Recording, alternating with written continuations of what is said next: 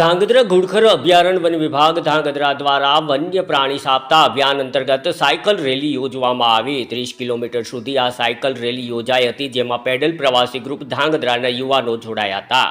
ગુજરાત સરકાર દ્વારા 2 થી 8 ઓક્ટોબર વન્ય પ્રાણી સપ્તાહ દિવસની ઉજવણી ધાંગધ્રા ઘુડખર અભયારણ્ય વન વિભાગ દ્વારા વિવિધ સ્પર્ધાઓ થકી કરવામાં આવશે આયોજન।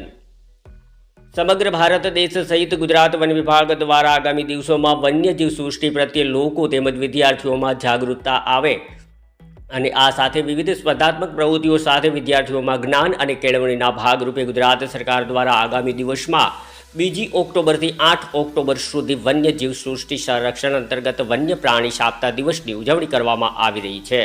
तेना भागरूपे આજરોજ ધાંગધ્રા ઘુડખર અભયારણ્ય વન વિભાગ અને પેડલ ગ્રુપ પ્રવાસી દ્વારા 30 કિલોમીટર લાંબી સાયકલ રેલી યોજાઈ હતી। આ સાયકલ રેલીનો મુખ્ય ઉદ્દેશ્ય વાઇલ્ડ લાઇફ અંતર્ગત વન્ય પ્રાણીઓ પ્રત્યે જાગૃતિ લાવવા, લોકોને સહભાગી બનવા અને લોકોમાં જાગૃતિ આવે તે સંદર્ભે યોજવામાં આવી હતી, જેમાં પેડલ પ્રવાસી ગ્રુપ ધાંગધ્રાના યુવાનો સહિત વન વિભાગના કર્મચારીઓ જોડાયા હતા। બ્યુરો રિપોર્ટ દિનેશ ગામવા સાથે જયેશકુમાર ઝાલા, ધાંગધ્રા। નમસ્તે।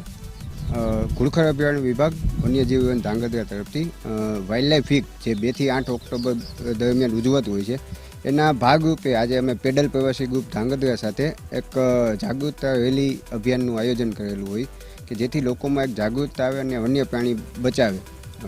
કારણ કે આજે ખાલી એક સરકાર તરફથી વન્ય પ્રાણી બચશે નહીં, તો લોકોનો સહભાગી થવું જરૂરી છે। રેલી અંદાજિત 30 કિલોમીટરનું આયોજન છે, જેમાં ધાંગધ્રાથી શરૂ કરીને બાવળી ડેમ અને બાવળી ડેમે એક અભિયાન કરીને પછી પાછું બેક ટુ ધાંગધ્રા, એ રીતે આખું આયોજન છે।